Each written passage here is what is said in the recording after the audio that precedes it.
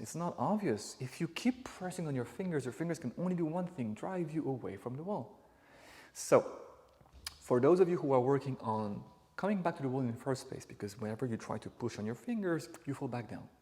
You need to learn to relax on time. And on time is maybe the moment your foot is about to take off from the wall, because sometimes there's a delta between what you do with your fingers and the way your body reacts. It's not like you press on the fingers, this takes off, you stop here, you relax and you come back. Usually it's you press,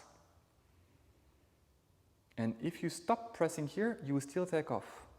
Just make the heel lighter, relax, go back to the wall. The next rep I press, I go even lighter, the skin is barely touching, I relax, I go back to the wall. So I'm in essence already ping-ponging. And the third, I press, I take off, I go back to the wall.